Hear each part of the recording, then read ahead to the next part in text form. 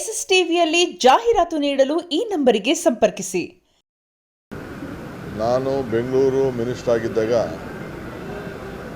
ಎಲ್ಲ ಶಾಸಕರನ್ನೆಲ್ಲ ಕರೆಸಿದ್ದೆ. BJP, Janata Dal, Congress party ಎಲ್ಲ ಶಾಸಕರನ್ನೆಲ್ಲ ಕರೆಸಿದ್ದೆ. ಕರೆಸಿ ಬೀದಿ ವ್ಯಾಪಾರಿಗಳ ಬಗ್ಗೆ ಚರ್ಚೆ ಮಾಡಿದ್ದು. ಎಲ್ಲರ ಅಭಿಪ್ರಾಯ ಒಗ್ಗಟ್ಟಿನಿಂದ ಬೀದಿ ವ್ಯಾಪಾರಿಗಳನ್ನೆಲ್ಲ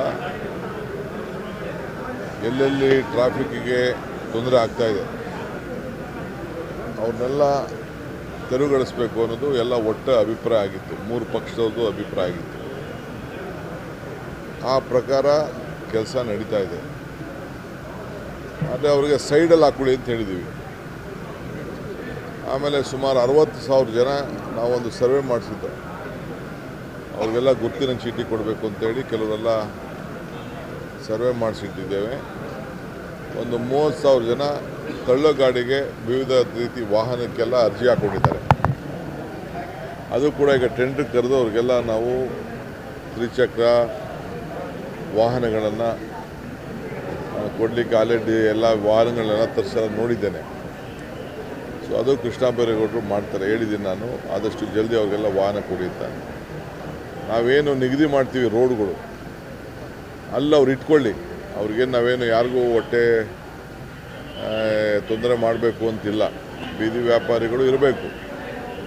ಆದರೆ ಹಂಗಂತ ಮೇಯ್ನ್ ರೋಡಲ್ಲಿ ಹಾಕ್ಕೊಂಡು ಕವರ್ ಹಾಕ್ಕೊಂಡು ಮಾಡೋಕ್ಕೆಲ್ಲ ಆಗಲ್ಲ. ಯಾಕೆಂದ್ರೆ ಎಲ್ಲ ಸುಪ್ರೀಂ ಕೋರ್ಟಲ್ಲಿ ಕ್ಲಿಯರಾಗಿ ನಮಗೆ ಡೈರೆಕ್ಷನ್ಸ್ ಇದೆ. ಸೊ ಕೋರ್ಟ್ ಪಾಲನೆನೂ ಮಾಡಬೇಕು, ಜನರ ಅಭಿಪ್ರಾಯನೂ ಕೇಳಬೇಕು. ಸೊ ಅದಕ್ಕೆ ನಾವು ಈ ತೀರ್ಮಾನ ಮಾಡ್ತಾಯಿದ್ವಿ. ಮುಂದಕ್ಕೆಲ್ಲ ಸ್ವಲ್ಪ ಕೆಲವ್ರಿಗೆ ಕಠಿಣವಾದಂಥ ತೀರ್ಮಾನ ಆಗ್ತದೆ. ಸೊ ಈ ಬೀದಿ ವ್ಯಾಪಾರದ್ದು ಈ ರೀತಿ ತೀರ್ಮಾನ ಮಾಡಿದ್ದೇವೆ. ಇವತ್ತು ನಾನು ಏನೇನು ನಮ್ಮ ಕೃಷ್ಣ ಬೈರೇಗೌಡರು ಕಾರ್ಯರೂಪ ಮಾಡಿದ್ದಾರೆ, ಇದು ಅವರೊಬ್ಬರ ಮೇಲೆ ಬಿಡುವಂಥ ಪ್ರಶ್ನೆ ಅಲ್ಲ. ಇದು ಇಡೀ ಎಲ್ಲ ಶಾಸಕರು, ಬೆಂಗಳೂರು ಶಾಸಕರೆಲ್ಲ ಸೇರಿ ನಾವು ಪೊಲೀಸ್ ಅಧಿಕಾರಿಗಳ ಹತ್ರ ಕೂಡ ಚರ್ಚೆ ಮಾಡಿ ಈ ತೀರ್ಮಾನವನ್ನು ಕೈಗೊಂಡಿದ್ದೇವೆ. ಸೊ ಅವ್ರಿಗೆ ಆಲ್ಟರ್ನೇಟಿವ್ ಸ್ವಲ್ಪ ಸೈಡ್ ರೋಡ್ಗಳು, ಬೇರೆ ರೋಡ್ಗಳನ್ನ ಕೊಡ್ತೀವಿ.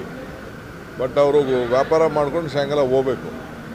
ತಳ್ಳ ಗಾಡಿ ತೊಗೊಬರ್ಬೇಕು, ಇಟ್ಕೋಬೇಕು, ಹೋಗಬೇಕು. ಅಲ್ಲೇ ಟೆಂಟ್ ಹಾಕ್ಕೊಂಡು ಕೂತ್ಕೊಳ್ಳೋಕ್ಕಾಗಲ್ಲ.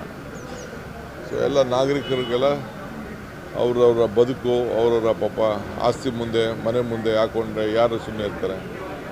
ಅದಕ್ಕೆ ನಾವು ನಿಗದಿ ಮಾಡ್ತೀವಿ. ನಿಗದಿ ಮಾಡಿದ ಪ್ರಕಾರ ಅವರು ಮಾಡ್ಕೊಂಡು ಹೋಗ್ತಾರೆ. ಹೇಳಿ.